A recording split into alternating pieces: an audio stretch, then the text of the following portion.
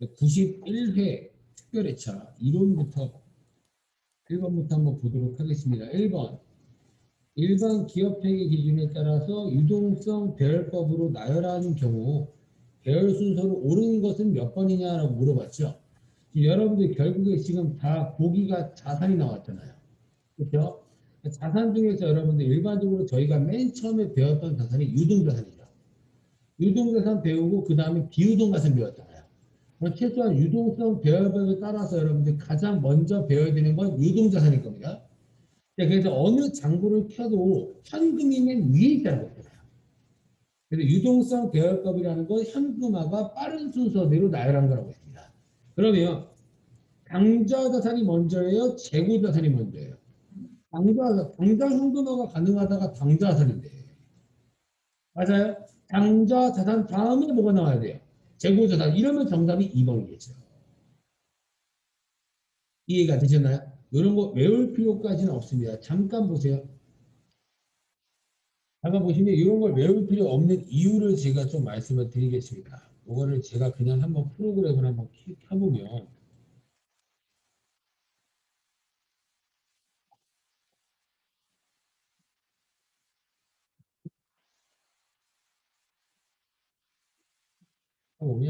일반적으로 여기 다 자산이죠.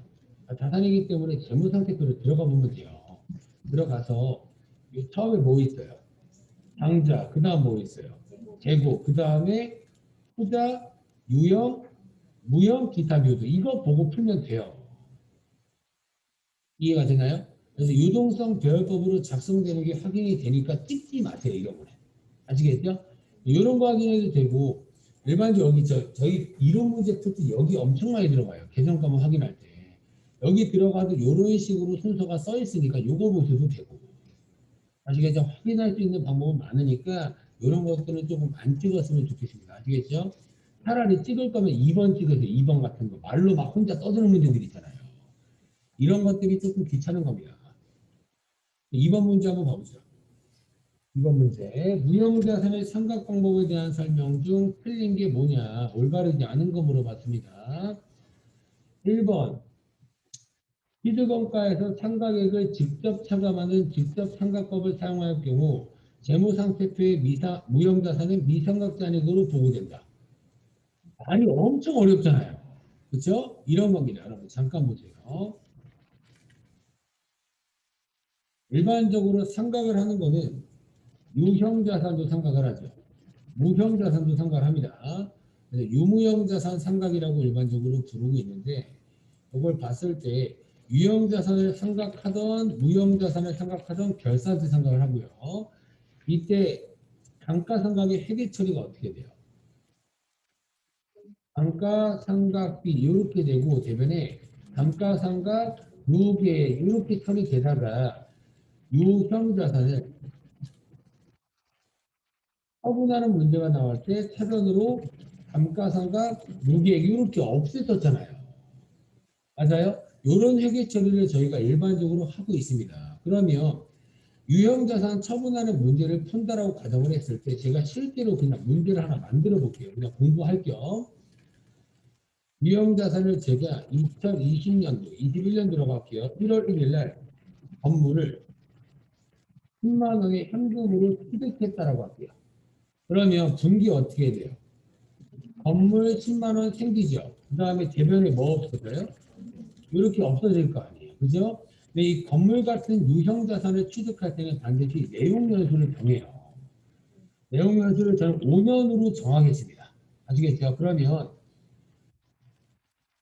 2021년도 결산 때 정액법으로 감가상각을 한다고 치면 10만 원 나누기 몇 년이에요? 5년 해가지고 그냥 2만 원 이렇게 구하잖아요. 2만 원 구했을 때 감가상각비 2만 원, 대면에 감가상각 무게액 2만 원. 그렇죠? 이 분계가 생소하신 분들이 있을 겁니다. 왜요? 그때 배웠을 때는 이렇게 배웠지만 저희가 문제 풀 때는 자동계산으로 풀어서 그래요. 자동계산으로 풀었기 때문에 분계를 거의 쓸 일이 없었다는 얘기입니다. 맞아요? 그런 상태에서 제가 2020년 2년도 1월 1일 날 처분한다고 볼게요. 현금 10만 원에 처분한다고 볼게요. 됐나요? 그러면 지금 재무상태표를 봤을 때 건물이 얼마라고 잡혀 있을까요? 그냥 10만 원 잡혀 있는 겁니다. 왜요? 감가상각할 때 건물을 없애진 않았잖아요. 맞아요? 처음에 잡았던 건물 10만 원 그대로 써 있고 밑에 뭐가 써 있는 거예요? 감가상각 무게가 써 있는 겁니다. 이 금액이 2만 원 이렇게 써 있는다고요. 그래서 제가 유형자산 처분하는 문제 풀 때마다 맨날 취득가액에서 누계액을 빼라. 그렇게 맨날 얘기했었잖아요. 그러면 이 취득가액에서 누계액을 빼면 얼마예요? 그러니까 8만 원. 그게 장부금액이라고 합니다. 장부금액이라는 건 장부에서 자산으로 인식하는 금액이라는 뜻이에요. 그래서 보시면 그냥 이제 시험이니까 이제 최종 계속 공부하는 겁니다. 정리를. 재무상태표를 한번 켜봤을 때 지금 보니까 건물이 얼마 돼 있어요? 6,100 얼마 돼 있죠? 밑에 누계액이 얼마가 돼 있어요? 600 얼마 돼 있죠? 그래서 이 금액을 차감한 금액이 얘라고 돼 있는 겁니다. 이해되나요?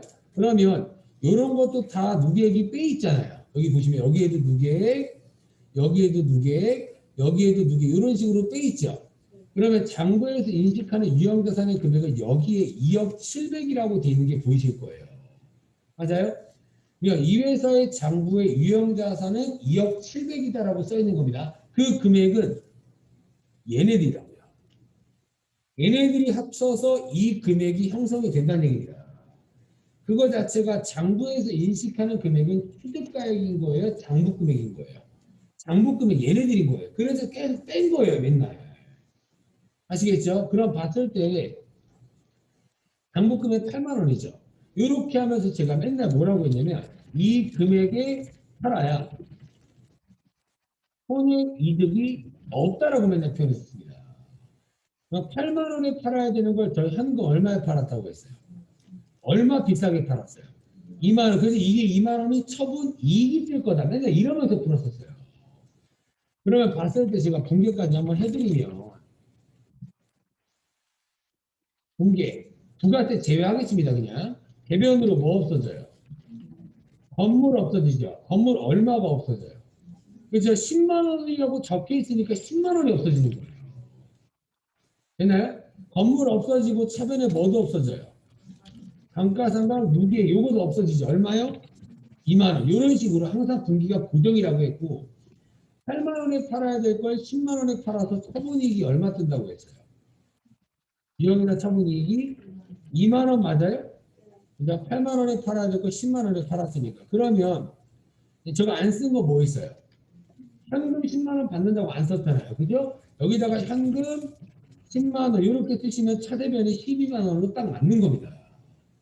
여기서 부가세만 끼는 게 메인 매실 문제고요. 되나요? 이렇게 하는 게 일반적으로 유형자산의 감가상각입니다. 그러면 이 문제는 무형자산 문제잖아요. 무형자산 한번 봐보죠. 무형자산 봤을 때 일반적으로 무형자산 똑같이 1월 1일 날 그냥 개발비라고 할게요. 개발비를 10만 원에 현금으로 취득했다고 그냥 가정을 할게요. 그러면 하변에 개발비 10만 원 그리고 대변에 현금 10만 원 이렇게 분기가 되겠죠. 이런 상태에서 또 21년도 12월 30일 날 또 상각할 거 아니에요. 할 건데 똑같이 저는 방해법으로 대형연수 5년으로 신고하겠습니다. 그러면 상각하는 금액이 얼마예요? 똑같이 2만 원 맞아요? 일반적으로 무형자산 상각할 때는 차변에 무형자산 상각비 2만 원 그리고 대변에 무형자산 상각 무기액이에요. 그냥 개발비를 없앴어요. 개발비 자체 무형자산을 이렇게 2만 원을 그냥 없애버린다고 이런 식으로 됐나요? 그럼 이제 여러분들이 봤을 때 재무상태표에 개발비가 얼마만 남아있을까요? 8만 원만 남아있는 겁니다. 그래서 유형자산과 무형자산이 이런 게 다르다는 얘기예요. 그럼 무형자산은 지금 자산 자체를 직접 없애버렸죠. 이런 것들을 직접 차감법이라고 부릅니다. 상각할 때 직접 없앴다. 근데 유형자산 같은 경우에 직접 없앴나요? 없애지 않고 뭔가 빼는 계정 과목인 무계획을 오히려 증가시켜줬잖아요. 그래서 유형자산 같은 경우 이런 것들을 간접 차감법이라고 부르는 겁니다. 간접적으로 빼는 계정을 처리하겠다. 되나요? 요런 얘기들. 그래서 제가 아까 얘기했죠. 2번 같이 말로 떠드는 문제들이 있으면 찍으시라고요. 어려우시면. 엄청 내용이 어려운 겁니다. 근데 무형자산 방금 이거 2번 문제 풀 거죠. 이것만 풀면 다른 무형자산 문제 똑같아요. 달라지는 게 없다는 얘기입니다. 아시겠죠? 그러니까 지금 문제 풀고 있으니까 이 문제 항상 나중에 또 똑같이 나올 거니까 푸시면 돼요. 그럼 봤을 때 1번 지문 맞아야 틀려요. 맞죠? 요거잖아요, 여러분. 요 말이죠? 시드건가에서 상가액을 직접 빼므로써 재무상태표에서는 무형자산에 상각하지 않은 미상각잔액인 8만 원으로 보고된다. 맞는 말이잖아요. 이해가 되셨나요? 요런 말인 겁니다. 근데 요런 말을 굉장히 어렵게 꼬은 거예요. 아시겠죠? 그래서 요거는 맞는 표현인 겁니다. 근데 요런 문제가 제가 왜 어렵다고 하냐면 결산 문제 때 자동 결산으로 푸는 문제가 이론에서 나오면 어려워지는 거예요. 일반적으로 저희가 연습을 거의 안 하게 되거든요. 아시겠죠? 그래서 이런 것들만 여러분들이 조금 기억해 주시면 될 것 같습니다. 그리고 2번 무형자산의 잔존 가치는 없는 것으로 한다. 요것도 맞죠? 무형자산을 일반적으로 제가 수업했을 때 특징이 뭐뭐 있었냐? 잔존 가치가 없다. 내용 연수를 몇 년 넘으면 안 된다고 했어요. 20년. 이런 것들은 기억하라고 했습니다. 근데 그런 것들 기억이 안 나면 문제 풀 때마다 계속 외우시라고요. 아시겠죠? 2번이 맞으면 자동으로 3번도 맞는 문제가 되겠죠.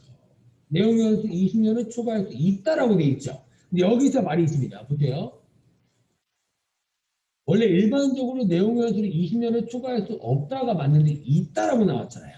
이 지문이 굉장히 좀 지저분한 문제인데 지금 보시면 법령이나 계약에 정해진 경우에요. 원래 같은 규정은 이런 얘기라고요.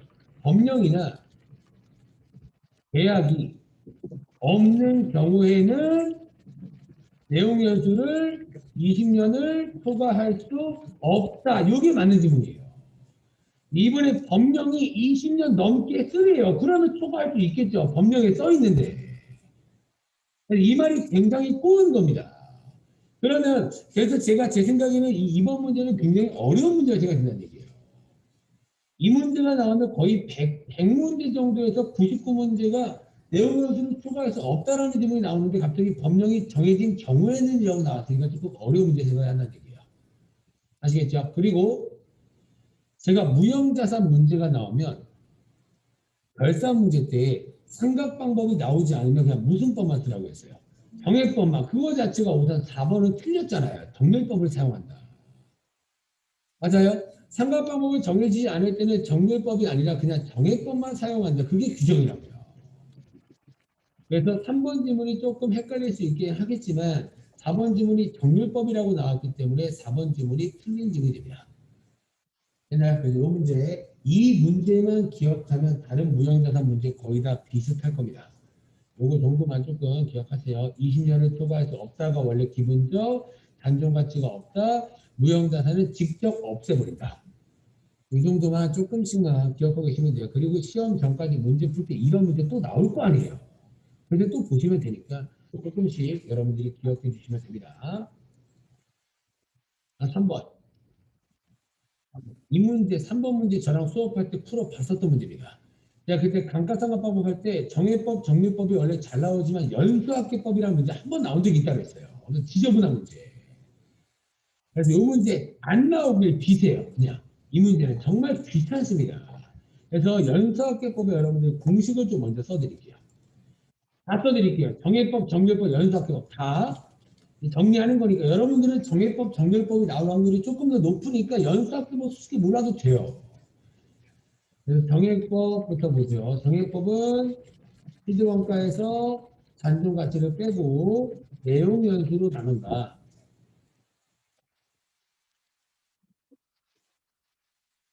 써놓고 정밀법은 시드원가에서 전기말 삼각 무게액을 빼서 삼각무를 곱한다. 연수학계법은 시드원가에서 단종 가치를 빼서 여기가 복잡했어요. 막 내용연수, 역순 막 이러면서 풀었잖아요. 내용연수, 역순, 내용연수, 합계. 이겁니다. 이 세 가지가 대표적인 감가상각 방법들입니다.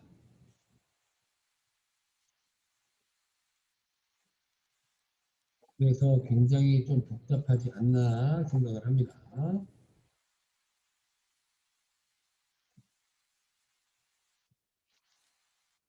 그럼 한번 봐보도록 해보죠. 어차피 여러분 이거 못 쓰더라도 지금 막 당장 안 써도 되니까 어차피 이 파일 그대로 카페에 올릴 거예요. 아시겠죠? 그러니까 못 쓰면 그 카페에서 보시면 돼요. 괜히 설명할 때 놓치지 말란 얘기예요. 그럼 이 문제는 연수합계법 문제입니다. 연수합계법. 우선 취득원가에서 단종가치를 먼저 한번 빼보죠. 취득원가 얼마예요? 4천만 원 빼기 단종가치는 취득원가의 10%니까 얼마예요? 400만 원. 맞아요? 그러면 여기까지 구하면 3,600만 원이 나올 겁니다. 맞죠? 이 상태에서 곱하기 내용연수 합계분의 내용연수 역순이라고 되어 있죠. 이게 좀 귀찮아요. 그래서 내용연수 합계라는 건 뭐냐? 내용연수가 몇 년이에요? 5년이죠. 이거 이렇게 하라고 했습니다. 5년, 4년, 3년, 2년, 1년. 이게 내용연수 합계예요. 내용연수 만약에 10년이면요. 19, 87, 65, 43, 21 다 나는 거예요. 그 내용에서 100년 이렇게 무조건 연수학계법 하면 5년이 나올 거예요. 10년 나오면 양아치인 겁니다. 이거 어디서 하고 있어요? 그러니까 5년 정도 나오지 않을까. 그래서 내용연수가 5년이면 항상 15년이에요. 이걸 제가 설명을 하고 식을 써드린 이유가 정답들을 봐도 식이 안 나와 있어요. 정답만 딸랑 나와 있습니다. 그러니까 이 정도는 좀 기억하시면 되고 그러면 내용연수 지금 역순이잖아요. 역순 분자가.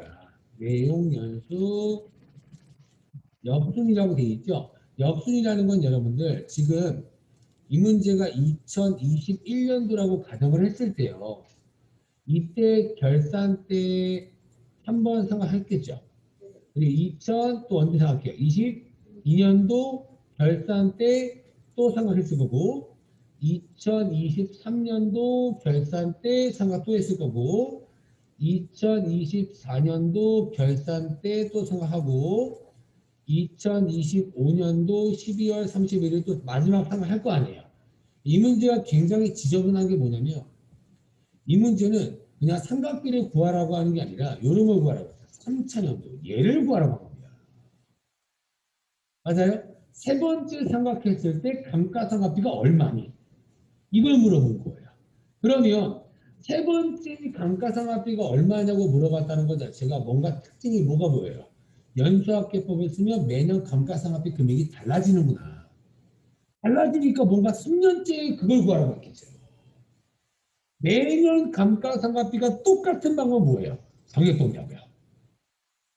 아시겠죠? 정액법만 매년 감가상각비가 똑같고 다른 방법들은 다 감가상각비가 매년 달라져요. 아시겠죠? 그러면 예던 보세요. 연습하는 겁니다. 여러분들 시험 때 연수학교법 나오면 땡큐예요. 땡큐. 예던 분모는 다 뭐예요? 가시보라고요. 15 맞아요? 역수를 볼 겁니다. 이때 처음 생각하는 거죠. 지금 거 포함해서 총 몇 년 남았어요? 5년 남은 거 맞아요? 총 이렇게 5년? 그래서 역순이 온 거예요. 되나요? 그 다음에 이때는요. 몇 년 남았어요 이제? 그래서 4. 이때는 몇 년 남았어요 이제? 3년 남았죠. 그래서 3인 겁니다. 이게 계산식이에요. 그래서 연수학계법 여러분들 실제로 회사 들어가서 안 써요. 프로그램에도 없어요. 연수학계법은. 그러니까 시험 문제에 한 번도 안 나가다가 이때 딱 나와서 제가 학생들한테 조금 원망을 받긴 했어요. 절대 안 나온다 했거든요. 근데 여러분 나올 수도 있으니까 외우세요. 아시겠죠? 3년. 그래서 15분의 3으로 계산하시면 되겠죠. 3,600만 원 곱하기 15분의 3. 이렇게.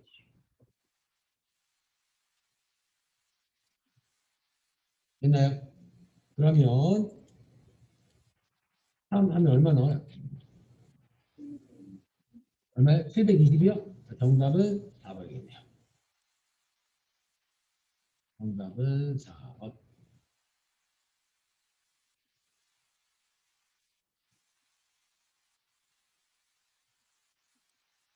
그리고 여러분들 연수학계법의 특징이 뭐냐면 이런 거를 한번 좀 적어보세요. 정액법은 특징이 매년 뭐라 그랬어요? 감가상각비가 동일하다. 이게 특징이었고 정률법은 근데 이 회차를 풀고 있지만 이 회차 말고 다른 회차에서도 나올 수 있는 내용을 지금 다 말하고 있는 거니까 다 꼼꼼히 좀 들어주시면 돼요.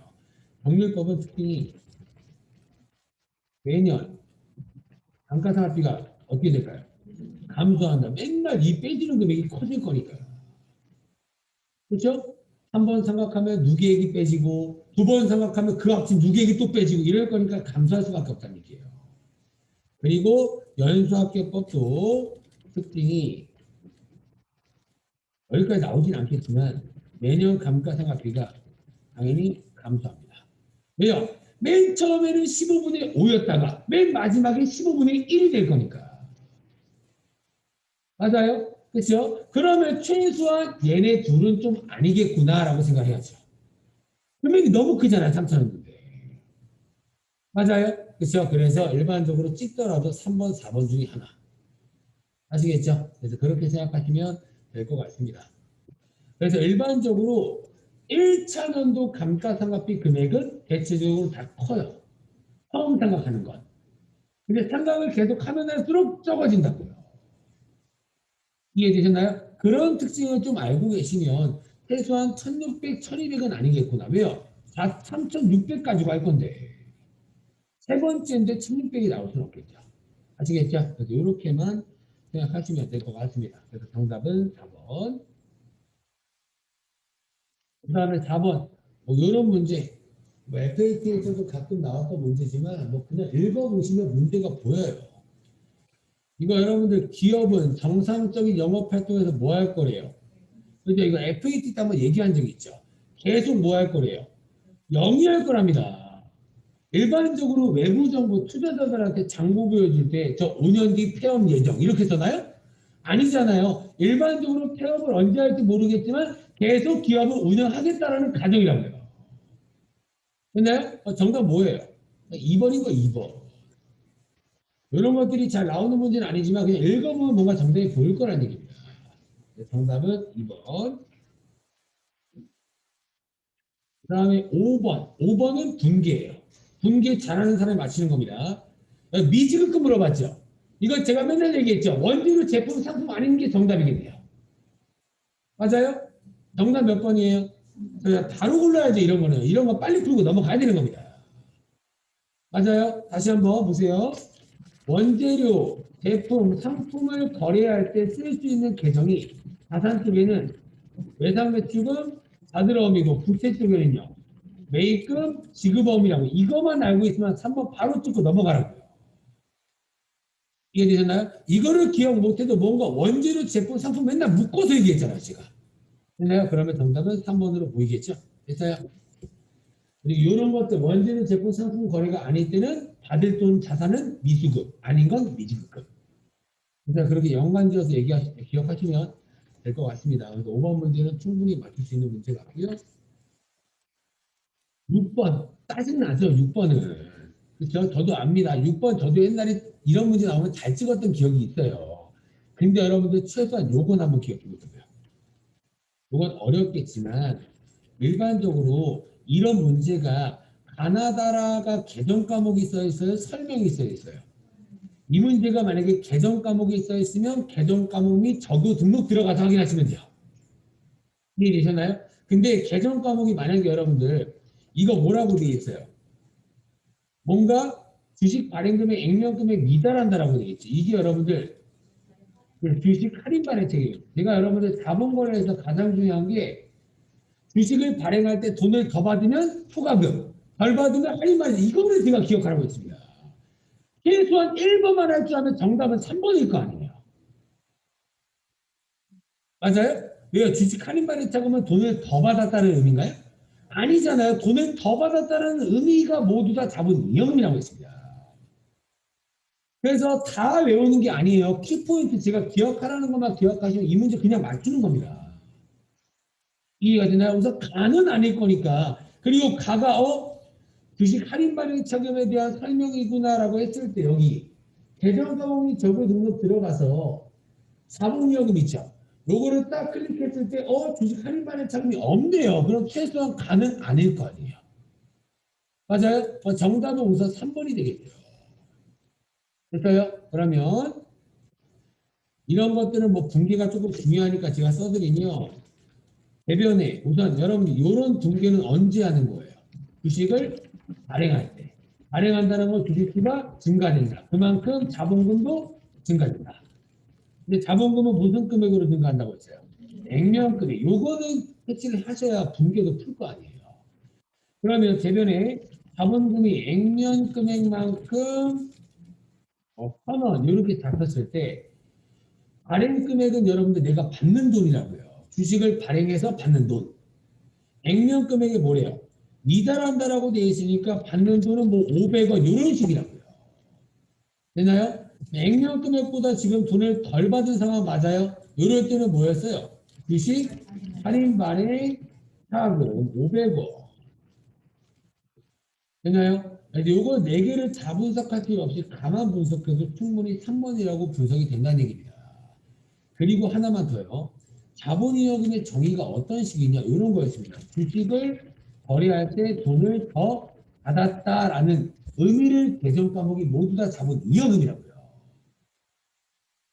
그럼 2번 보세요. 2번 주식을 거래하고 있는 문제 같아요. 그냥 적립 얘기잖아요. 아무 상관없는 얘기라고요. 이해되셨나요? 얘는 아무 상관없는 얘기입니다. 그 다음에 3번 뭐래요? 발행 금액, 받는 돈이 액면 금액을 초과해서 받아서 돈을 더 받았다는 의미잖아요. 이게 뭐예요? 주식 발행 초과금이네요. 주식 발행 초과금.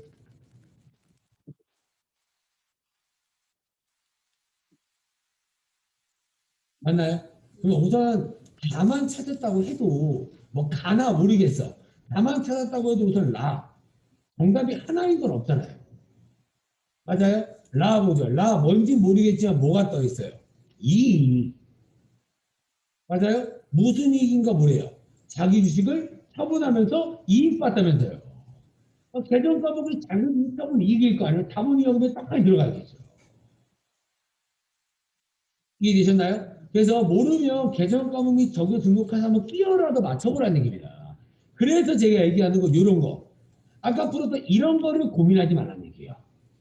이런 거는 어차피 한 번 딱 봤을 때 모르면 그냥 틀리는 겁니다. 결국에 끙끙 알아봐서 찍는 거예요. 차라리 확인할 수 있는 이런 것들을 조금 시간이 걸리더라도 비교하면서 좀 맞추라는 얘기입니다. 이해되셨나요? 그래서 이 4번은 자기 주식 처분 이익에 대한 얘기이기 때문에 정답은 3번이겠죠. 뭐 모두 다 자본 이익은 공공입니다. 그래서 확인해서 개정 과목에 들어갔을 때 뭐 이거는 많이 풀어봤지만 자기 처분 이익은 많이 나오진 않았거든요. 분계가. 최소한 자기 주식이라는 걸 처분하면서 취득가액보다 뭔가 처분하면서 발생하는 이익이다 자본 이익은 봤을 때 딱 봐도 처분 이익이 들어가 있잖아요. 그냥. 되나요? 그래서 요거는 자본 이익금이다라고 판단을 할 수 있을 겁니다. 정답은 3번.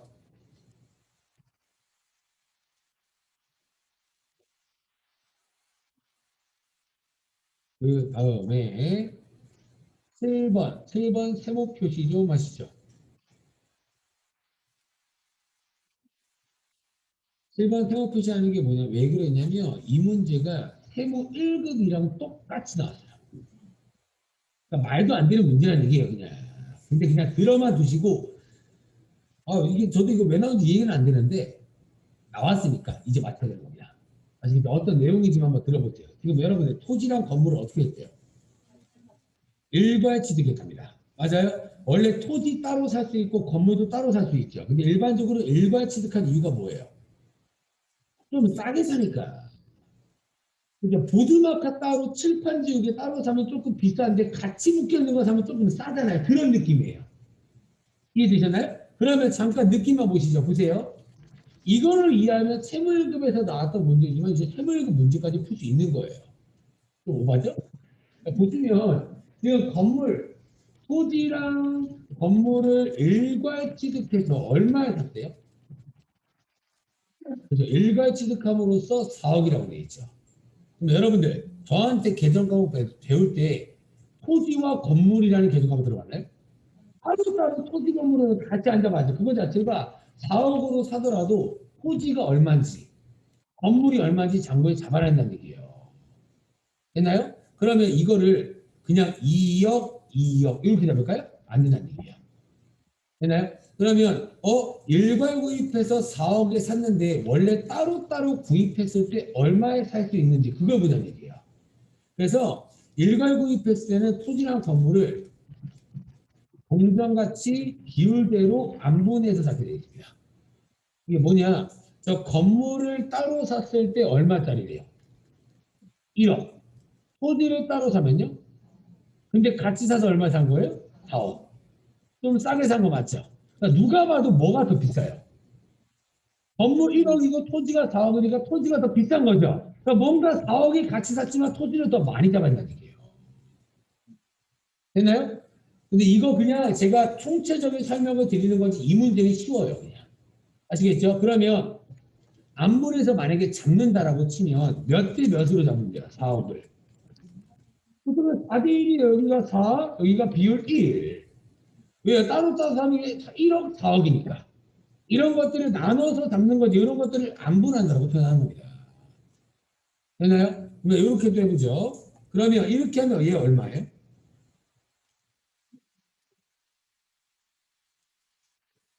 얼마예요? 근데 저도 머리가 안 돌아가요.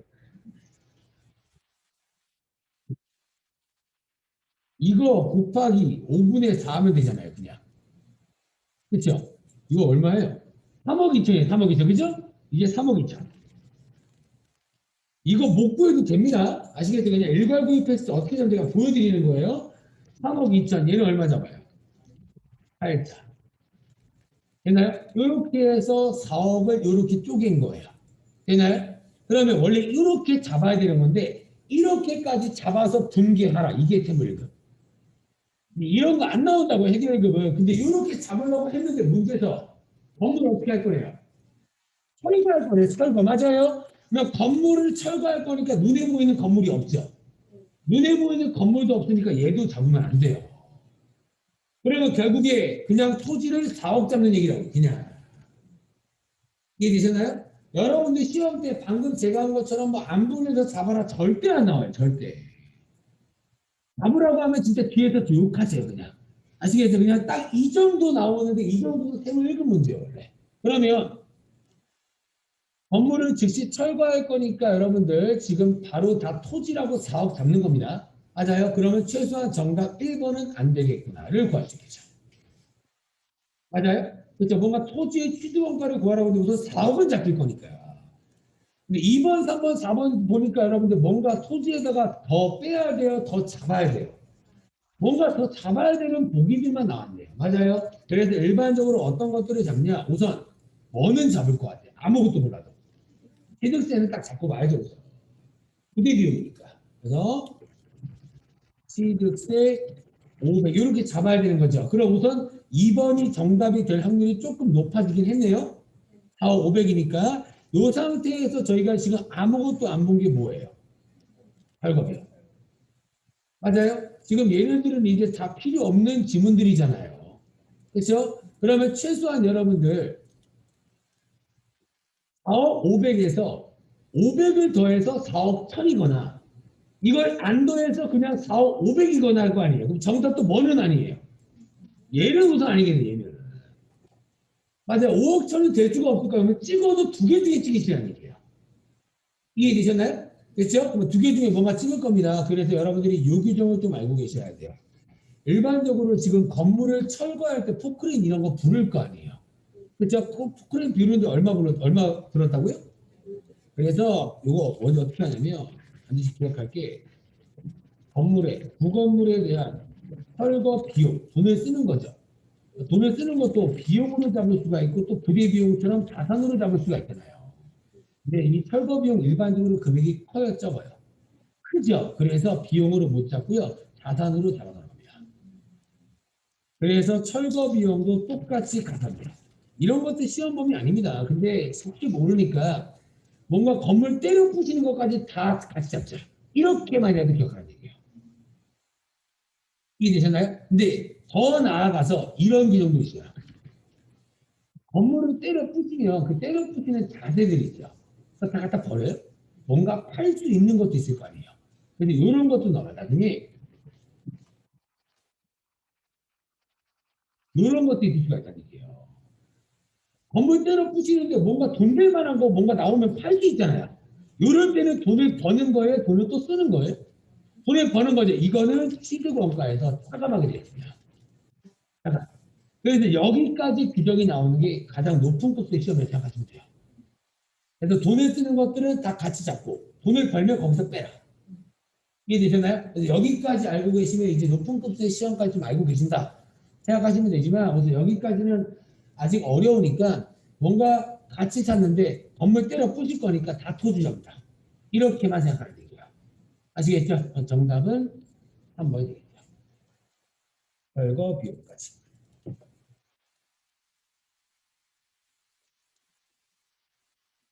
이렇게 해주시면 되고요. 그 다음에 이제 8번 보도록 하겠습니다. 8번. 8번. 지금 보니까 여러분들 뭐래요? 문제는 모르겠지만 여러분들 제가 항상 이런 문제를 볼 때마다 뭘 먼저 보냐면 그냥 금액 근처를 보세요. 그냥. 이런 거 어째 쓸데없는 얘기예요. 금액 중에 뭐가 쓰여있어요? 저희가 맨날 봤던 계약금, 선급금, 선수금 둘 중에 하나 나오겠네요. 맞아요? 이 문제는 계약금을 떠올릴 필요는 없겠죠. 문제에서 계정 과목을 물어본 건 아니니까. 근데 여러분들 계약금을 줬대요, 받았대요. 수령했다라고 되어 있으니까 선 뭐예요? 수금. 그렇죠? 선수금이 나올 겁니다. 500만 원. 맞아요? 선수금은 여러분들 자산 계정 과목일까요? 부채 계정 과목일까요? 네, 부채. 근데 그런 것도 헷갈리잖아. 그러면 찝지 말고 계정 과목이 적용도 바로 들어가는 거예요, 그냥. 보세요. 여기 들어가서 컨트롤 뭐예요? F 찾기 버튼 있죠, 찾기 버튼. 요거에서 선수금 치세요, 그냥. 선수금 보니까 뭔가 단기 차입금이랑 같이 있으니까 부채게 보이네요. 맞아요? 그래서 선수금 부채라고 저희가 아무것도 모르더라도 확인을 했죠. 그럼 봤을 때 선수금을 수령할 시점에 뭘로 처리했대요? 제품 매출하는 수익이죠, 이거는. 이렇게 처리했을 때 나타나는 효과가 뭐냐라고 물어봅니다. 결국에 회계 처리를 제대로 한 거예요? 잘못 잡은 거예요? 잘못 잡았네요. 잘못 잡으면 어떻게 되냐? 이걸 물어본 겁니다, 그냥. 그러면 문제에서 올바른 거 물어봤죠. 자산, 최소한 이 문제, 자산이랑 관련이 있어 없어요? 없으니까 얘는 땡인 거예요, 우선. 맞아요? 이제 계정 과목이 부채랑 수익 나오는데 자산이 왜 나와요? 됐어요? 그 다음에 비용. 비용이랑 관련이 있어요, 없어요? 없으니까 땡. 그리고 이 문제 풀려면 이제 어떻게 풀어야 딱 봐도 4번이잖아요. 부채기가 나오잖아요.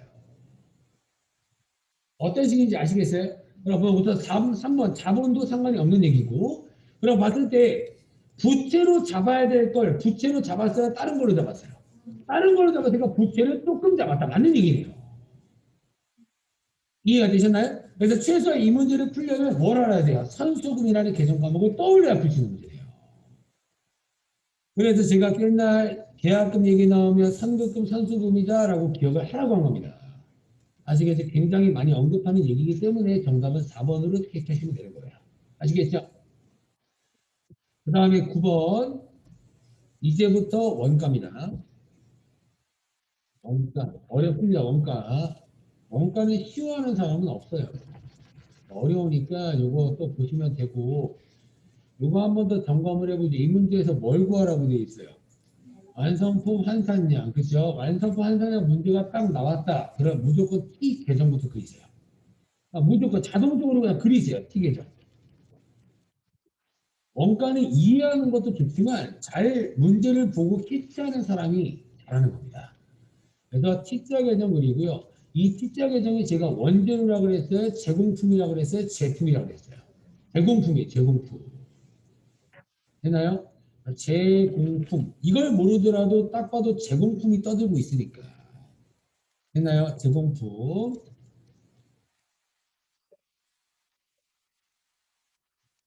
여기가 어디 자리예요? 기, 초, 그렇죠? 대각선의 기, 말.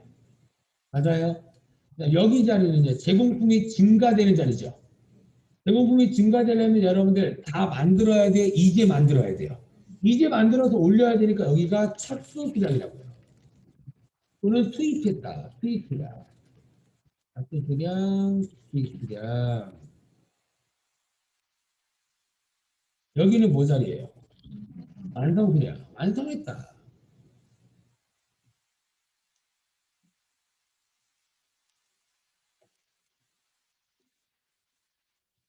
됐나요? 근데 여러분들 잠깐 보세요. 일반적으로 완성 만들고 있는 거 다 완성할까요? 아니에요. 작업자가 실수를 해서 불량품이 날 수가 있잖아요. 그래서 여러분들 시험 문제 잘 나오진 않지만 그냥 한 개만 더 점검을 해드리면 제공품이 대변으로 없어지는 이유가 완성했을 수도 있지만 여기에서 뭔가 제공이 없어지는 게 불합격이 날 수 있다는 얘기예요. 그렇죠? 만들다가 뭔가 찌그러지면 이제 못 팔잖아요. 맞아요? 이런 것들을 뭐라고 그러냐? 공통품이라고 불러요. 여러분들 시험 때 공통품이라는 단어가 많이 나오진 않지만 요즘에 출제위원회 좀 행보를 보면 특별회차에서 한번 낼 수 있지 않을까 생각을 합니다. 그래서 공통품. 근데 어차피 여러분들 위에서 배워야 되는 나오는 내용이기 때문에 공통품을 들어보면 주면 좀 좋아요. 공통품이 나면 여러분들 회사 입장에서 기분이 좋아요, 안 좋아요? 안 좋겠죠. 버려야 되는데. 근데 요거도 옛날에 감모했던 거 기억나요? 감모? 없어진 거였어요. 감모도 무슨 감모 무슨 감모 있었어요. 정상 비정상 이거 똑같아요. 정상 공통 비정상 공통 이렇게 있어요. 우선 둘 다 회사 입장에서 손해 보니까 비용 처리돼야 되는 거는 맞죠? 그렇죠? 근데 정상 감모분은 여러분들 뭐냐면 작업자의 실수로 불합격이 나는 게 아니라 갑자기 만들다 갑자기 정전이 나는 거예요. 이런 건 어쩔 수 없는 상황이잖아요. 이런 것들을 정상 공소이라고 부르는 겁니다.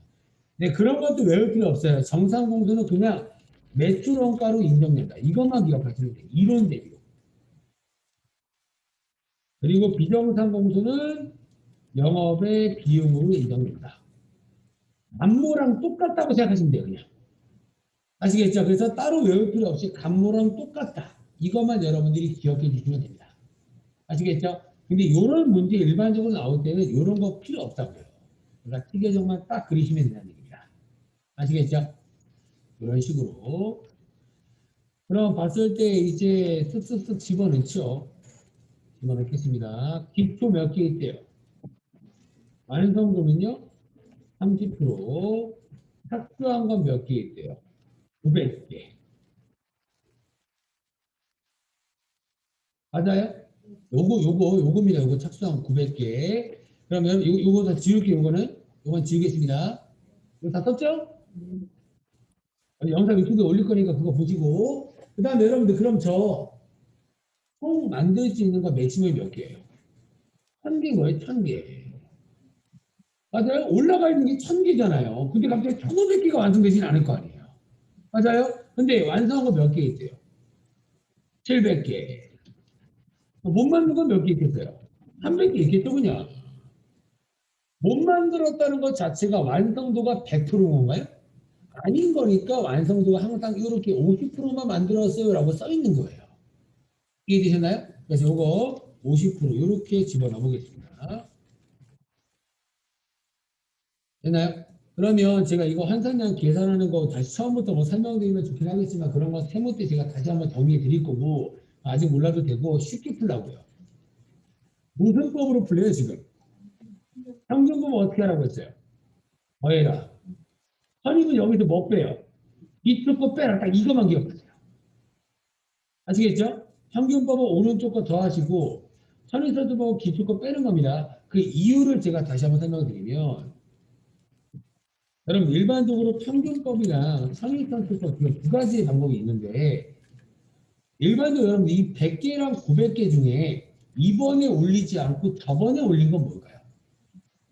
그죠? 기초 100개 맞아요? 이건 분명히 지금 올리진 않았을 거예요. 그래서 선의선수법은 여러분들 어떠한 가정을 두냐면 이 문제가 가정을 두고 푸는 문제이기 때문에 조금 어려워요. 기초에 있는 수량은 이미 완성을 끝냈다라는 가정을 둡니다. 이미 저거 완성된 거야. 그러니까 900개 가지고만 계산하자. 이러는 게 선의선수법이에요. 그래서 이 문제는 가정을 좀 알고 있어야 돼요. 아시겠죠? 그리고 평균법은 뭐냐면 뭔가 선의선수법이랑 가정이 조금 다를 거 아니에요. 그죠? 그래서 기초수량도 단기 착수수량으로 보자라는 가정이에요. 그럼 원래 맞는 건 뭐예요? 선임이 맞는 거예요. 원래는. 누가 봐도 이거는 이미 올라가 있는 건데 이거 다 이번에 올린 거다라고 보는 가정이 평균법인 거예요. 그래서 가정이 조금 다릅니다. 그래서 선입선출법으로 하면 이런 거예요. 선입선출법은 이게 완성이 되거나 기만을 합니다. 평균법은 이게 완성이 되거나 기만을 합니다. 이 차이예요. 됐나요? 그래서 이런 것들만 생각하기 어려우니까 제가 방금 쉽게 계산하는 방법을 좀 기억하면 조금 더 좋다는 얘기입니다. 그래서 우선 혹시 모르니까 제가 식을 한번 좀 써드릴게요. 식을. 평균법은 우선 여러분들 일반적으로 이런 완성법 한상량을 계산할 때 여러분들 이거 문제 보니까 뭐랑 개수를 따로따로 계산해요? 재료비랑 가공비. 지금 재료비랑 가공비를 따로따로 계산하죠. 이 이유가 뭐냐면 이유가 투입하는 시점이 달라요. 일반적으로 여러분들 이거 제가 컨베이어 벨트 보여드렸죠. 컨베이어 벨트. 컨베이어 벨트 봤을 때 재료를 먼저 올려요? 처음부터 만들어요? 재료를 올린 다음에 이런 식으로 만들잖아요. 맞아요? 그럼 여러분 보세요. 지금 평균법으로 풀 거잖아요. 평균법으로 풀 거면 기초 따로 계산해요? 무시하고 다 같이 해요? 다 같이 하라고요, 그냥. 맞아요? 그러면 지금 재료는 언제 올렸냐 보니까 언제 올렸대요? 공정투입, 전량 투입했다 그러면 재료는 완성이 되더란 데서 1000개를 다 올렸다 뜻이에요, 그냥. 맞아요? 그래서 그냥 이 문제의 정답은 재료는 우선 1000개인 거예요. 이해가 되셨나요? 근데 여러분들 1000개의 재료를 올렸지만 가공도 1000개인가요? 아니라고요. 가공 완료된 건 몇 개예요? 700개. 맞아요? 완료된 건 700개지만 이 미완성한 기말 수량도 완성 수량으로 수치를 환산해보자라는 게 완성법 환산량이에요. 그래서 환산하는 건 이렇게 한다고요. 이거 비커가 4개 있는데 물이 반 차 있습니다. 다 50%예요. 이거를 완성 수량으로 바꿔버리면 몇 개 정도 나올까요? 2개 정도 나올 거 아니에요. 2개. 이렇게 환산하는 작업을 하는 거예요. 환산량이. 근데 이렇게 비커를 100, 300개 이런 거 그릴 수는 없으니까 환산량 계산식은 그냥 이거를 곱해라 이렇게 계산하고요. 됐나요? 그러면 이 300개를 완성품으로 환산해 보니까 몇 개 정도 나와요? 150개. 그러니까 가공을 최대로 완성할 수 있는 환산치는 총 850개 되는 거예요. 되나요? 그래서 이런 거 막 어떻게 생각을 하면서 풀어요. 그래서 제가 아까 얘기한 게 이거 2개 더하세요라고 얘기합니다. 되나요? 그래서 제가 식으로도 한번 써보면 재료비는 완성 수량 플러스 기말 수량. 재료비는 완성 수량 플러스 기말 수량. 가공비는요, 개수만 계산했어요. 완성도도 곱해서 계산했어요. 완성 곱해서. 그래서 완성 수량 플러스 기말 수량 곱하기 완성도. 이렇게 계산을 하고요.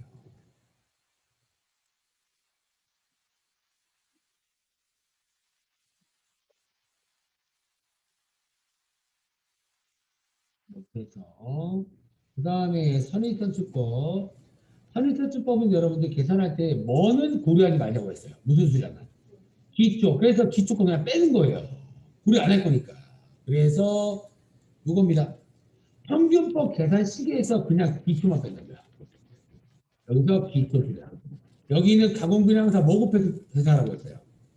완성도. 기초 수량 곱하기 완성도. 왜요? 지금 여러분들 D2 100개 올라가 있죠. 완성 몇 프로라고 했어요? 30%. 30%는 이번에 완성을 시키는 거예요? 저번에 완성시켰던 거예요? 저번에 완성시켰던 거니까 30%만큼 빼서 계산하는 거예요.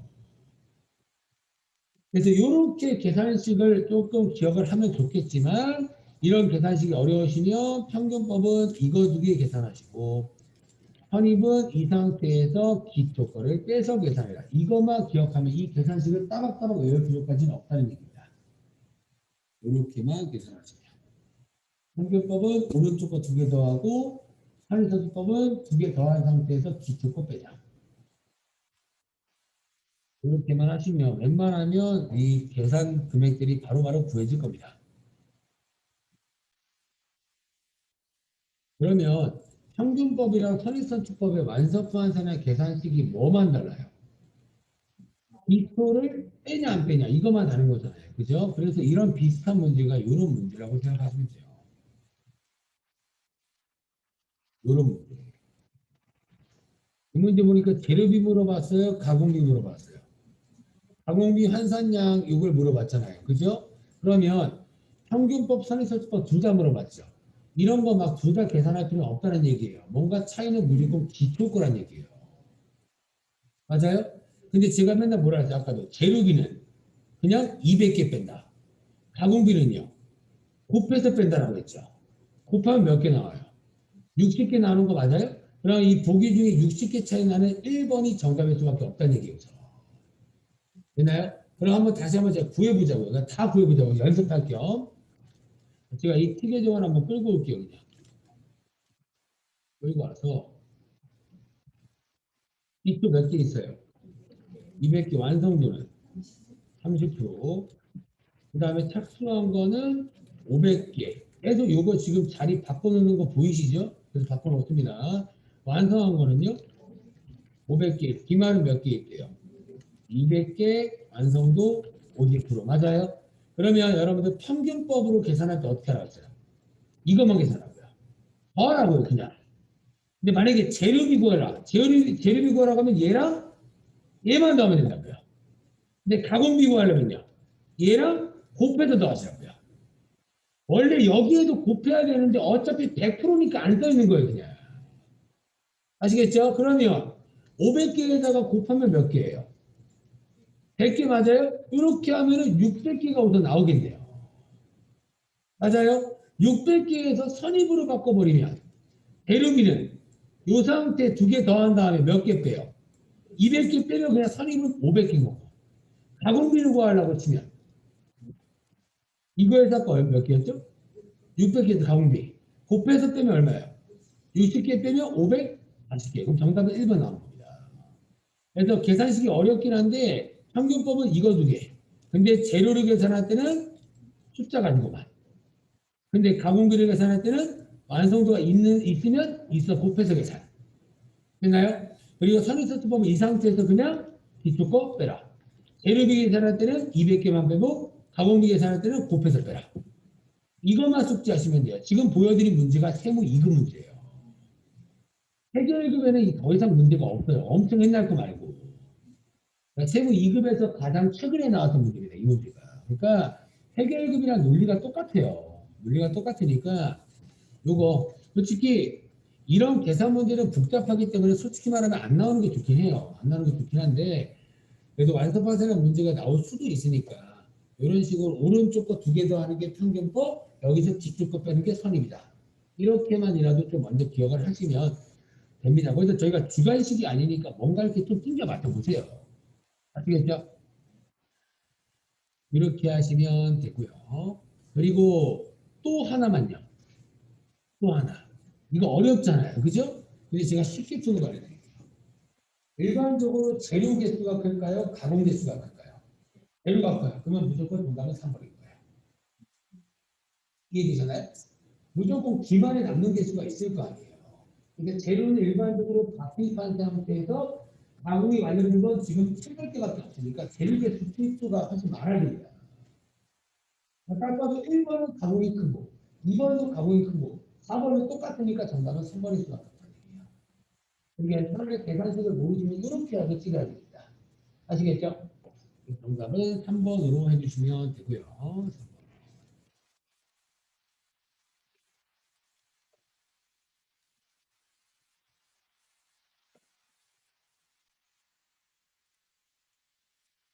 그다음에 10번 보죠.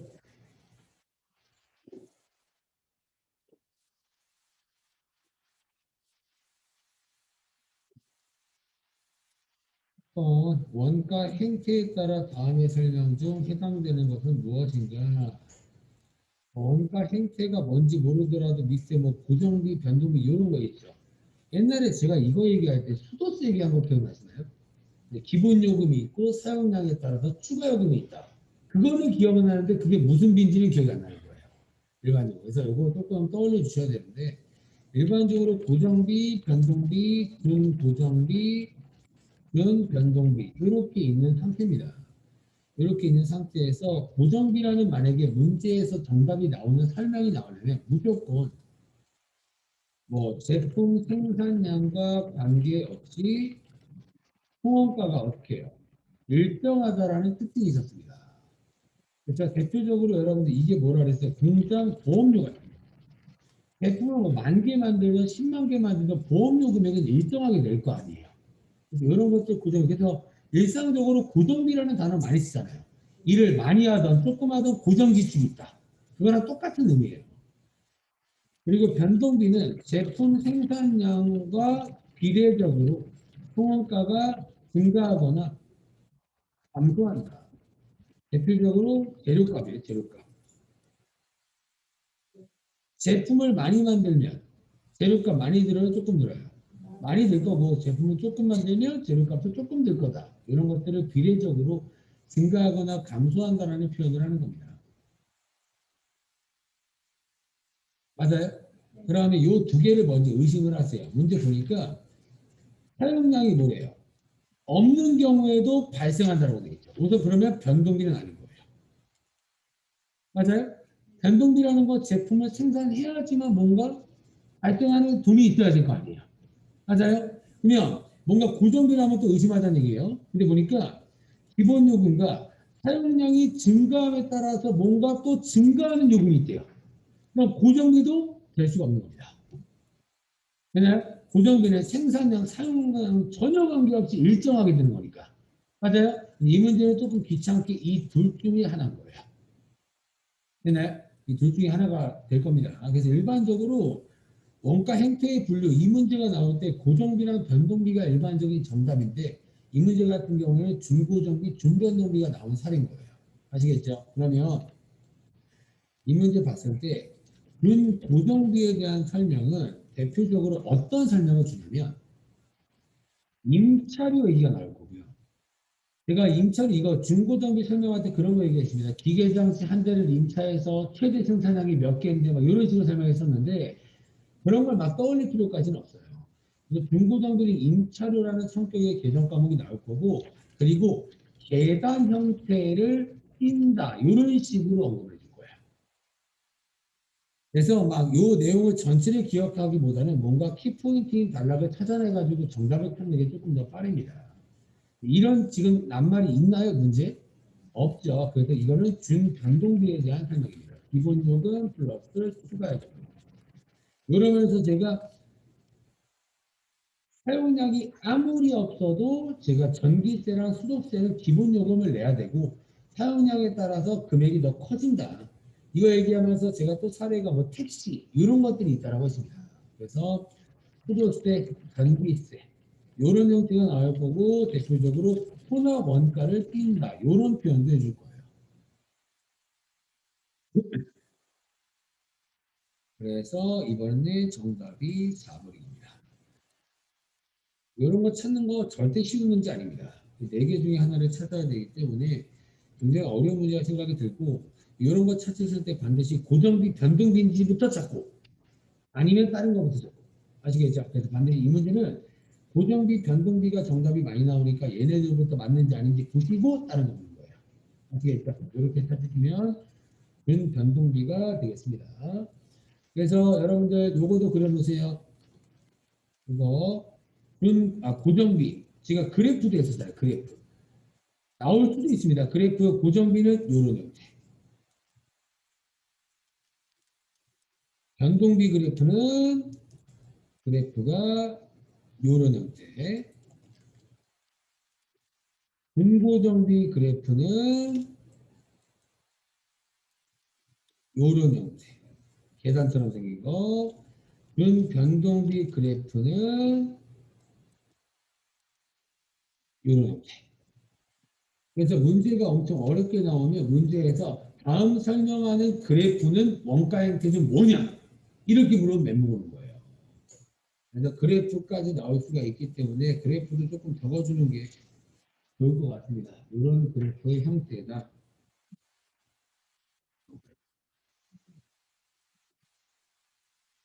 근데 원가는 비슷한 문제를 여러분들 계속 돌리기 때문에 조금씩만 이번에 풀 때 조금씩 기억하시면 다음 문제에서도 비슷하게 나올 거예요.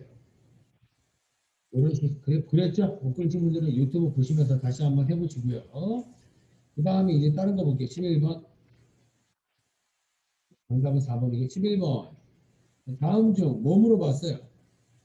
제조기시서 1번의 제조원가. 그럼 이거 물어봤죠.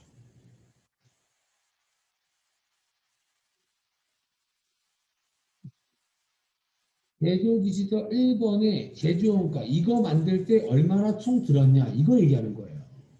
근데 제조기시서 1번이라고 되어 있으면 조금 어려워 보이지만 이런 겁니다.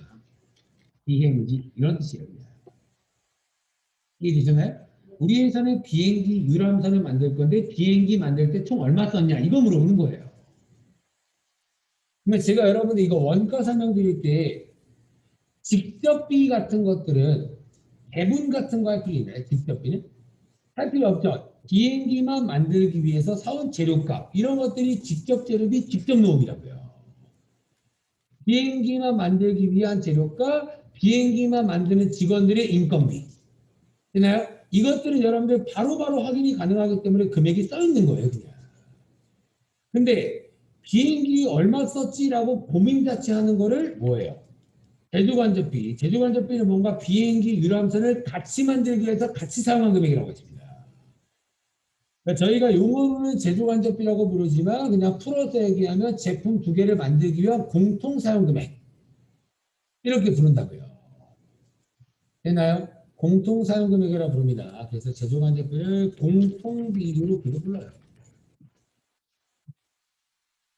그러면 공통비는 비행기에 다 집어넣어요? 그건 안 될 거 아니에요. 그래서 공통비를 집어넣을 겁니다. 뭐 공통비. 우선 여러분 우리 공장은 제조간접비 총 얼마 들었대요? 150만 원 가지고 비행기도 만들고 유람선도 만들고 유조선도 만들고 막 이러고 있다는 얘기예요. 근데 비행기에 150만 원 중 얼마 집어넣을 거냐 이거 물어본 거잖아요. 얼마 집어넣을지 내 마음대로 집어넣는 게 아니라 항상 배분하는 기준이 필요하다고요. 되나요? 이번 문제는 기준이 뭘로 할 거예요? 그죠? 기계 작업 시간 기준으로 할 겁니다. 기계 작업 시간 많이 돌린 비행기에다 더 많이 배부하자. 기계 작업 시간 별로 안 들었으면 조금만 배분해 놓자. 이런 내용이라고요. 그러면 여러분들 우리 회사 총 기계 시간 얼마 돌렸어요? 3,000시간 돌려서 150만 원 나온 거예요. 근데 비행기 만들기 위해서 기계 작업 몇 시간 했대요? 그래서 3,000시간에 150만 원 들었으니까 200시간 치만 구해서 집어넣으면 되는 거예요. 이해되셨나요? 됐어요? 그러면 이거 어떻게 계산하면 돼요? 나 계산식 이런 거 쓰지 말고요. 이런 거 이렇게 하시면 됩니다. 결국에 시간당 얼마 든 거예요? 어떻게 나누면 돼요? 시간당 얼마 들었는지. 이거 나누기 이거 하면 될 거 아니에요. 그러면 시간당 얼마다? 시간당 얼마라고 했으면 200시간 곱해버리면 딱 집어넣게 나오겠다. 됐어요? 그러면 150만 원 나누기 3,000시간. 시간당 얼마예요? 500원. 근데 얘는 기계자가 몇 시간 했대요? 여기 곱하기 200 하면 10만 원이 돼요. 어떠신지 알겠어요? 이렇게 배분해 놓으면 돼요. 다른 140만 원은 다른 제품 배분하겠죠. 됐나요? 근데 10만 원 정답 없는데 그러면 안 됩니다. 비행기 만드는 총 제조원금으로 왔으니까 다 더해야죠. 맞아요? 이 문제에서 비행기의 제조기지서 샵 1번에 배분되는 제조관접비가 얼마냐 하면 10만 원이 맞아요.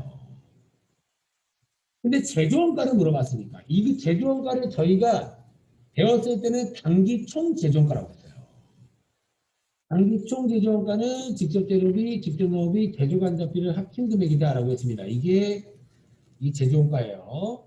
단기 총 제조원가. 비행기 만들 때 총 얼마 썼냐? 얼마 썼대요? 39만 원 맞아요. 다 더하면 정답은 1번이겠죠. 천천히 구해주시면 돼요. 솔직히 아까 10번 같은 거 있죠. 원가 형태. 이런 거는 기억이 안 나면 솔직히 찍는 거거든요. 이런 것들은 조금 한번 계속 좀 시간을 들여서 풀어보라는 얘기입니다. 아시겠죠? 그 다음에 이제 12번. 요 문제는 쉬워요. 이거 여러분들 저 뭐 했어요? 이거 막.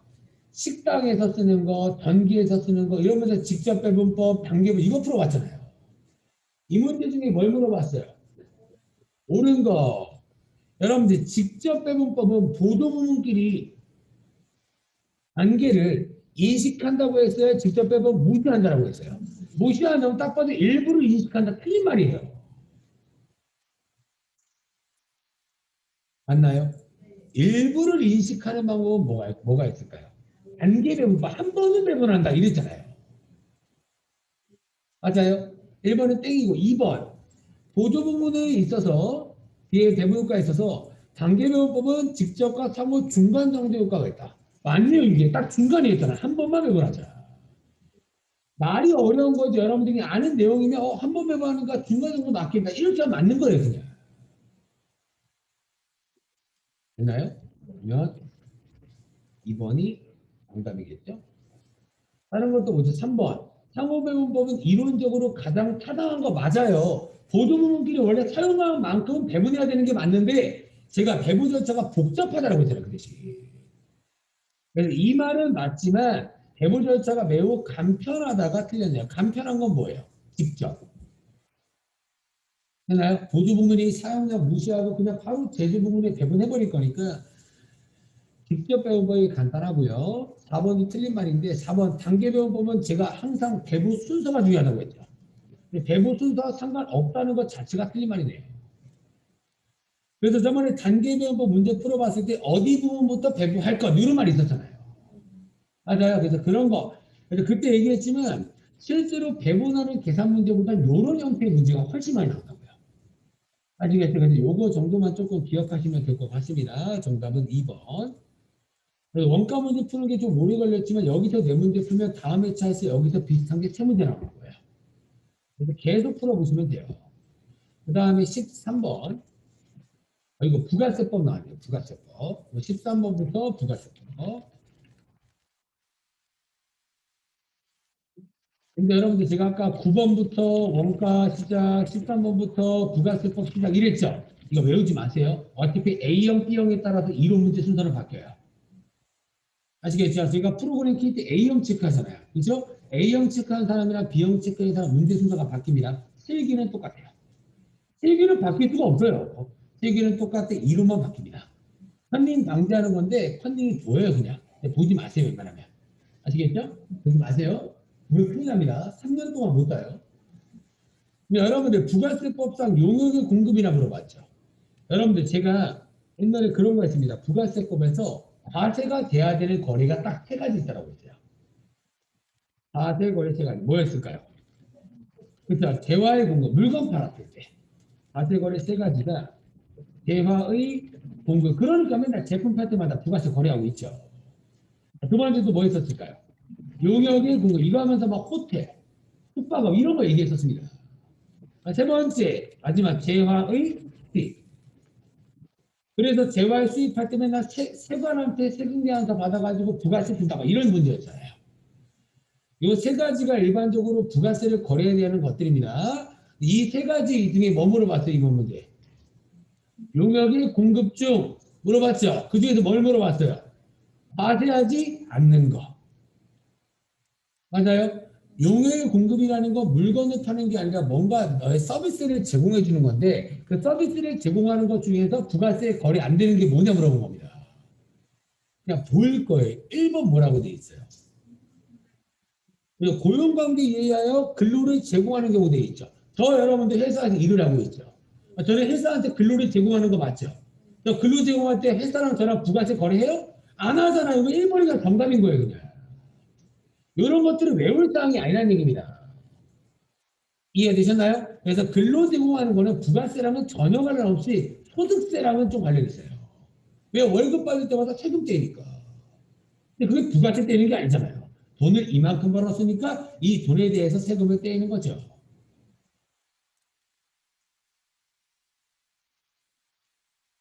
됐나요?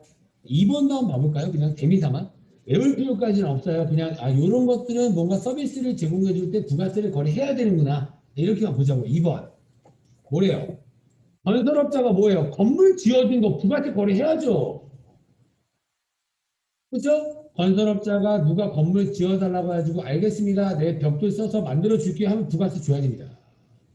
그렇죠? 이거 서비스를 제공하는 거 맞고요. 3번 뭐래요?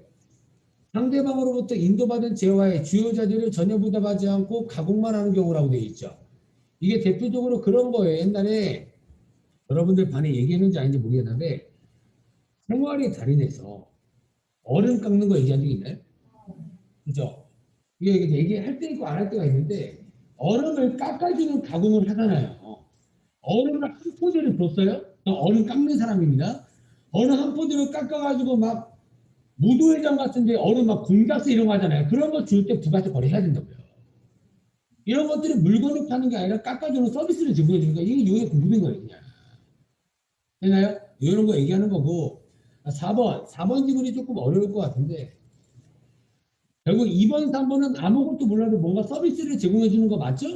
4번 봤을 때 사업자가 특수관계가 있는 자 이런 말 자체가 원래 신경 안 써도 되는데 이런 말이 뭐냐 특수관계가 있다는 것 자체가 여러분이 생각했을 때 친한 사람일 것 같아요? 안 친한 사람일 것 같아요? 네, 친한 사람이에요. 저랑 여러분들도 안 친하지만 특수관계예요. 그래서 일반적으로 저랑 주 거래를 하는 거래처들이 있죠. 이런 사람들을 특수관계자라고 불러요. 아시겠죠? 근데 이런 거 외울 필요 없습니다. 아시겠죠? 절대 여러분들 시험 문제 정답은 될 수 없어요. 아시겠죠? 그러면 특수관계자에게 뭐였어요? 부동산 임대용역을 무상으로 공급하는 경우라고 되어 있죠. 이 말입니다. 제가 딱 살려드릴게요. 이번에 제가 부모님한테 갔는데 이번에 부동산 세법에 대한 규정이 좀 많이 바뀌었거든요. 이게 뭐냐면 원래 1가구 2주택 한 사람 명의로 집이 2개 있는 사람도 있죠. 원래 세금 안 내요. 원래 비과세였는데 엄마가 갑자기 급하게 오라 그러더라고요. 그래서 가서 밥 먹고 어저께 했는데 이제 규정이 바뀐 게 1가구 2주택인 사람은 이제 한 개의 주택에 대해서 세금을 내야 돼요. 근데 그 세금이 커요, 부동산세는. 그래서 저한테 물어보자는데 저 부동산 잘 모르거든요. 잘 몰라요. 저 공부도 안 해봤어요. 저 회사만 들어가서 부동산도 잘 몰라요. 그래서 그 자리에 아는 세무사한테 전화해서 물어봤는데 세금이 좀 많이 크더라고요. 그래서 제가 어떤 수를 썼냐. 저희 집이 1가구 2주택이에요. 저희 어머니 명의로 집이 2채가 있고 한 대가 전세 계약돼 있고 한 대는 저희 부모님이 사세요. 그래서 한 채를 이제 전세 계약을 빼서 팔아보려고 했는데 이제 또 규정이 바뀐 게 전세 세입자들이 있죠. 세입자가 연장하고 싶으면 집주인이 절대 그렇게 못 낸대요. 그렇죠? 그래서 막 저는 그 처음 들어봤는데 태어나서 그렇구나. 그래서 모르니까 그렇구나 그러고 있는데 그래서 거기 세입자가 계속 산다는 했대요. 이 전세 구하기 힘들거든요. 오죽 같으면 제가 시장 바닥에 있는 오피스텔을 살겠어요. 전세가 거기밖에 없었거든요. 그래서 그 신혼부부가 절대 안 나가겠다. 그러니까 못 팔아요. 원래 팔려면 임차인 동의가 있어야 돼요. 동의를 안 해주는 거예요. 내가 팔면 그 건물주가 보증금 올릴 수도 있고 막 다양하잖아요. 그래서 못 팔게 하는데 딱 한 가지의 방법이 뭐였냐면 집계가 들어오면 된대요. 갑자기 저분은 거기다가 살려요, 저한테. 이러면 쫓겨내진다 그러더라고요. 그러면 결국에 저희 어머니 아버지가 저한테 무상으로 집을 공짜로 뭐 빌려주거나 이러는 거잖아요. 그럴 때는 국가가 뭐라고 하냐면 월세라고 그냥 가정을 할게요. 원래 월세를 한 달에 50만 원을 받아야 되는 집인데 아들한테 주면 공짜로 줄 수 있잖아요. 월세 50만 원 안 받죠. 그런데 국가는 뭐라고 하냐면 일반적으로 월세 원래 받아야 되는 월세의 10%를 내라고 해요. 두 가지를. 이해되나요? 이런 것들이 원래 일반적으로 저희가 배웠던 간주공부예요. 근데 일반적으로 저희 회계나 세무 쪽에서 나오는 문제의 간주공부는 제품 얘기만 나와요. 여기서 용역이 납니다. 이해되셨나요? 그래서 그런 사람들이 있죠. 뭐 저희 엄마 뭐 건물주인데 거기 1층에서 빵집 할 거 이런 사람들이 있죠. 그 사람 딸이나 아들이 부모님한테 그 월세 줄까 임대료? 안 줄 거 아니에요. 근데 원래 받아야 되는 임대료의 10% 부가세를 내야 돼요. 그래서 이런 얘기 몰라도 된다는 얘기예요. 아시겠죠? 그래서 그냥 딱 봐도 급여 받으면서 일할 때는 부가세 거래 안 하잖아요. 그러니까 정답은 그냥 1번인 거예요. 아시겠죠? 그래서 이런 얘기들입니다. 그래서 정답은 1번. 그 다음에 14번 보죠. 14번 뭐 물어봤어요? 매출세액 물어봤네요. 매출세액. 매출세액 물어봤습니다. 그럼 봤을 때 요거 잠깐 보세요. 여기서 여러분들 총매출의 매출 할인, 대손세액 중에 안 들어본 거 뭐 있어요? 이거는 한 번도 안 들어봤을 거예요. 이건 안 들어봤는데 뭔 들어봤어요? 대손은 들어봤죠. 그렇죠? 그래서 왜 그러냐면 여러분들 제가 한번 보여드릴게요. 여기 회계연금 프로그램에 부가가치 들어가면 여기밖에 없죠. 그렇죠? 뭔가 들어갈 곳이 여기밖에 없잖아요. 그죠? 제가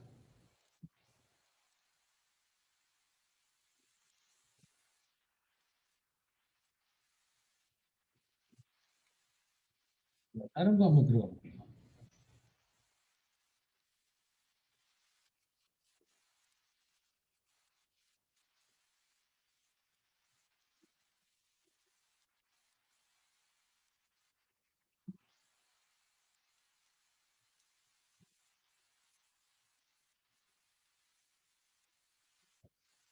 네, 보시면 이건 세무 2급 프로그램이거든요. 세무 2급 프로그램에 부가가치 들어가니까 많아지죠. 아까 회계연금이랑 딱 봐도 들어가는 곳이 달라지잖아요. 그래서 지금 새롭게 생긴 것들이 막 이런 것들 막 생겼잖아요. 그죠? 이런 것들이 여러분들 세무 2급 때 배우는 부속서류예요. 부가세를 신고할 때 그냥 신고만 하는 게 아니라 뭔가 서류를 같이 제출해야 돼요. 이걸 제가 보여드린 이유가 여기에 대손세액이라고 보이죠. 그거 자체가 세무 2급범이라는 얘기입니다. 원래. 해결급 프로그램이 있지도 않아요.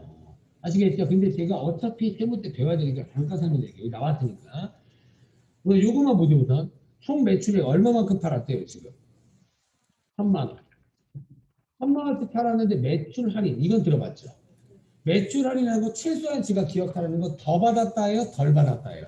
덜 받았다 이것만 기억하라고 했습니다. 그러면 3만 원에서 덜 받은 금액이 얼마예요? 200만 원. 그러면 내가 순 매출액은 800이 되겠죠. 맞아요? 그럼 800 곱하기 몇 프로예요? 10%인 80만 원이 매출액인 거 맞아요.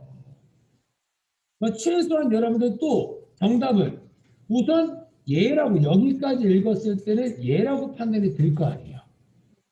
맞아요? 그럼 이제 이 대손세액이라는 거 한번 보자는 얘기입니다. 그러면 우선 최소한 80만 원 정답은 4번은 아니겠죠. 80만 원에서 5만 원을 더하던 빼던 그대로도 1, 2, 3번 중에 하나일 거 아니에요. 맞아요? 그럼 봐보죠. 원래 요거도 여러분들 대손세액이라고도 나오면 원래 문제가 잘못된 거예요. 원래 정확한 명칭은 대손세액 이렇게 나와야 됩니다. 원래는. 그럼 보세요. 의미만 떠올려 보시는 겁니다. 대손은 뭐였어요? 받는다 못 받는다예요. 세액은 뭐겠어요? 부가세, 공제 뭐라고 했어요? 뺀다. 맞아요? 그렇죠? 그럼 이게 뭐예요? 못 받은 부가세 빼줄게 이런 뜻이에요. 일반적으로 이렇게 한번 해보세요. 여러분들 의미를 떠올리는 얘기입니다. 보세요.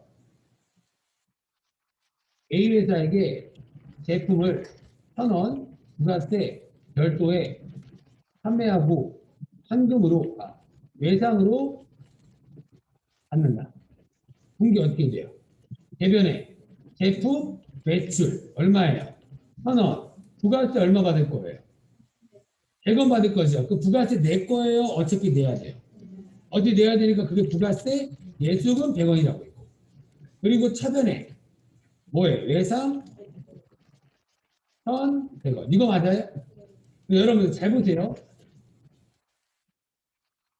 1,100원이 발생하여. 이러면 분기 어떻게 돼요? 대변으로 외상 매출은 없앴죠. 얼마요? 1,100원. 그리고 차변에 충당금 없다고 할게요. 그럼 뭘로 잡아요? 대변상각비 1,100원. 근데 이 분기에 잘못된 거예요, 원래. 해결급 때 이렇게만 나와요. 왜요? 대손세 공제라는 걸 모르니까. 아시겠죠? 여러분 보세요. 저 물건 팔았을 때 이거 물건 판 거죠. 물건 팔았다고 수익 얼마 잡았어요? 1,000원 잡았어요. 수익만. 이거 수익 아니잖아요. 맞아요? 수익 1,000원 잡았다가 못 받게 되면 비용도 1,000원 나와야 되는 거예요. 이해가 되셨나요? 결국 번 돈은 없다는 뜻이잖아요. 그러면 수익 빼기 비용은 순이익이죠. 여기서 수익을 이런 식으로 1,000원 잡았는데 돈을 받는다는 얘기잖아요. 대손되면 돈을 못 받죠. 그래서 순이익이 있는 거예요, 없는 거예요?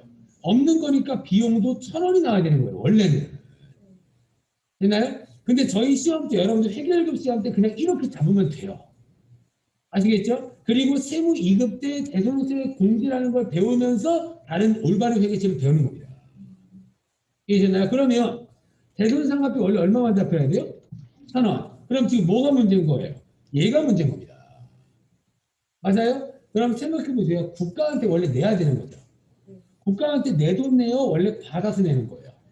원래 받아서 내려고 했는데 얘한테 받을 수 있어요? 못 받게 됐어요. 못 받게 됐는데 국가한테 내라고, 국가가 내라고 하면 얼마나 불쌍해요, 얘. 맞죠? 물건값도 못 받았는데 부가세 못 받았는데 내 돈 내라고 하면 불쌍하죠. 그래서 너 못 받은 부가세 있으면 이거 그냥 안 내도 돼. 이게 대손세 공제예요. 이해가 되셨나요? 됐어요? 그러면 원래 올바른 회계처를 어떻게 해요? 차변에 뭐 없어요? 부가세, 예수금, 100원. 이게 원래 올바른 회계처예요. 이해되셨나요? 이게 대손세 공제를 고려하는 문제가 됩니다. 이해되셨나요? 그래서 이 문제 어차피 여러분들이 시험 때는 아직 배우지도 않았기 때문에 이거는 아직 몰라도 돼요. 몰라도 되는데 이거 중요합니다. 그래서 여러분들 잠깐 보세요. 아까 오전반 이거 풀었죠. 이거 아까 푼 거 기억나요? 외상물총 못 받게 된 거? 뭐라고 되어 있어요? 항상 그렇게 나온 거예요. 이해가 되셨죠? 근데 저는 한 번도 문제 풀 때 이 얘기 안 했죠. 왜요? 세무 2급범이니까요. 몰라도 된다는 얘기입니다. 이해가 되셨나요? 그래서 원래 대손세 공제를 고려하지 않는다고 했으니까 다 충당금 상각비로 처리한 게 끝인 거예요. 이해가 되셨나요? 그러면 지금 이 문제를 통해서 한번 봐보죠. 원래 저 매출세액 80이었죠. 그렇죠? 그러면 대손세액이라고 나오는 게 아니라 대손세액 빼준다라는 공제까지 붙어있다는 얘기예요. 원래는. 이해가 되셨나요? 됐어요. 그러면 80만 원이 원래 매출세액인데 얼마 빼준다는 거예요? 5만 원 빼준다. 그래서 얼마예요? 75만 원. 정답이 1번인 거예요. 이해되셨나요? 원래 80만 원 내야 되는데 5만 원 빼줄 거니까 75만 원만 내. 그래서 여러분들 잠깐 보세요. 이렇게 되는 겁니다. 부가세 신고서를 한번 보여드리면 여기에 80만 원 이렇게 800이죠. 이렇게 하면 매출세액이 얼마 떠요? 80만 원 뜨죠. 80만 원 뜨는 거 맞아요? 그러면 대손세액 공제 지금 얼마 받을 거예요? 5만 원 받을 거니까 이쪽에 8번에 대손세 가감이라고 보여요. 여기 원래 5만 원 이렇게 작성하는 거예요. 마이너스 5만 원. 마이너스 5만 원 이렇게. 되나요? 그래서 매출세액이 원래 80인데 5만 원 빼줄 거니까 75만 원만 매출세액 내라. 이런 구조를 배우는 게 세무예요. 아시겠죠, 여러분들? 그래서 해결급 분계가 맞는 게 아니에요. 아시겠죠? 그래서 해결급 분계 뭐 웬만한 맞긴 맞지만 이런 것들을 조금 알고 계셔야지 좀 풀 수 있는 문제가 아닌가 생각됩니다. 그래서 풀어보면 조금 벗어났기 때문에 조금 지저분한 문제예요. 그 정답은 1번. 어떤 의미인지는 아시겠죠? 의미만 좀 알고 계시면 될 것 같습니다. 그럼 여러분들 잠깐 보세요. 아까 오전반 이것도 풀어봤죠. 이거 단기대여금 못 받게 되면 기타 경사가 되었죠. 여기도 뭐가 있어요? 공제 안 한다고 되어 있죠. 근데 이 문제는 이 말이 틀린 겁니다. 있으면 원래 안 되는 거예요. 왜요? 단기대여금은 뭐예요? 돈을 빌려주는 거니까 부가세 자체를 받는 게 없어요. 이해가 되나요? 원래 제품 팔면 부가세 받는 게 있죠. 그거 내지 말라는 게 대손세 공제죠. 단기대여금은 돈을 빌려줄 때이기 때문에 과세 거래가 어차피 아니에요. 이 문제 자체는 원래 틀린 겁니다. 그러면 이 문제 원래 다 맡겨줘야 돼요. 이해되셨나요? 그래서 이런 문제를 생각하시면 돼요. 아시겠죠? 근데 이거 생각해서 막 부가세 예수금 없으면 안 됩니다. 그냥 대손 상각비로 다 처리하시면 돼요. 지금 하는 것처럼. 여기 14번 문제고요. 그 다음에 라스트 15번.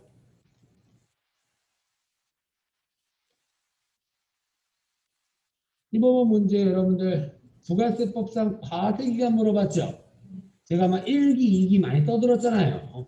옳은 거 물어봤어요? 옳지 않은 거 물어봤어요? 옳지 않은 거. 1번은 뭐 1번이 틀렸다고 하면 큰일 납니다. 저 진짜 서운해요. 1번 틀렸다고 하면. 1번이 진짜 맞는 거죠? 6개월당 1기, 2기로 나눈다. 맞아요? 그리고 모르는 것들을 넘기는 겁니다. 2번 잠깐 보세요. 아, 그래서 3번, 4번부터 보세요. 3번 여러분들 간이과세 나왔죠? 간이과세는 돈을 많이 번다고 했어요? 조금 번다고 했어요? 조금 버니까 과세기간을 1년에 한 번만 한다고 했잖아요. 맞아요? 그래서 간이과세는 1년에 한 번, 개인사업자는 2번, 법인사업자는 4번. 3번 질문도 맞는 얘기 맞죠? 근데 과세기간은 그냥 1년으로 한다. 맞는 얘기잖아요. 3번도 그래서 맞는 얘기고. 왜 그러냐면 2번 같은 거는 잘 모를 수가 있기 때문에 우선 한번 넘겨본 거예요. 아시겠죠? 그래서 1번, 3번을 우선 맞다고 생각을 했을 때 우선 최소한 찍을 때 2번, 4번 중에 찍으라는 얘기입니다. 그럼 한번 봐보죠. 이제 4번부터 볼게요. 또 4번부터. 4번 보니까 간이과세자가 뭐 할 거래요? 폐업할 거죠. 여러분들 폐업할 거면 과세기간은 폐업일이 속하는 과세기간이 개시일부터 폐업일까지로 한다라고 되어 있죠. 생각해 보세요. 폐업한다는 것 자체가 이제 사업자예요, 개인이에요. 이제 개인이죠. 그러면 굳이 잠깐 제가 설명해 드릴게요. 실제로 원래 1월 1일부터 12월 31일까지 이게 간이과세자의 과세기간입니다. 1년 동안 부가세 받았던 거를 매년 1월 1일부터 1월 25일까지 내면 돼요. 되나요? 그러면 만약에 제가 1월 1일부터 사업하다가 8월 25일 날, 이때 여러분들 제가 폐업했어요. 폐업 신고했습니다. 되나요? 그럼 여러분들이 생각했을 때 그냥 쉽게 국가는 어차피 간이과세 과세기간이 12월 30일이니까 요때까지 기다렸다가 요때 부가세 내라고 할까요? 아니면 어차피 그 이후로 개인이니까 빨리 내라고 할까요? 빨리 내라고 하겠죠. 맞아요? 그렇죠? 그러면 4번 다시 보시면 과세기간 시작일부터 이때 과세가 시작이 그냥 1월 1일이잖아요. 단위과세는 쪼개지 않으니까. 맞아요? 1월 1일부터 폐업일까지로 한다. 맞는 얘기라고요. 됐나요? 굳이 12월 31일까지 뭐하러 기다려요, 국가가. 빨리 폐업했으면 빨리 부가세 내고 가라. 됐나요? 4번 질문도 맞는 얘기입니다. 그러면 정답은 우선 2번이 되겠죠? 2번 한번 봐보죠. 2번. 2번 보니까 일반과세 사업자가 뭐 했대요? 사업자 등록 신청을 했답니다. 언제 했대요? 4월 25일. 그러면 몇 월 며칠부터 이제 사업자예요. 4월 25일부터. 근데 갑자기 개시일은 5월 1일부터 6월 30일까지 과세가 하는데 이게 무슨 말이에요? 사업을 시작한 날짜랑은 상관이 없어요. 사업자 등록 신청을 했는데. 맞아요? 그러면 이 사업자의 과세 기간은 몇 월 며칠이 맞는 거예요? 4월 25일부터 6월 30일이 맞는 거예요, 그냥. 이해가 되셨나요? 됐어요. 그래서 이 과세기간은 5월 1일 갑자기 개시한 과 상관없이 신청한 날부터 4월 25일부터 6월 30일 이게 과세기간이 맞겠죠. 그냥 말장난입니다. 말장난. 아시겠죠? 그래서 이렇게 해주시면 정답 2번입니다. 여기까지가 90 몇 회죠? 1회 특별히 찹니다.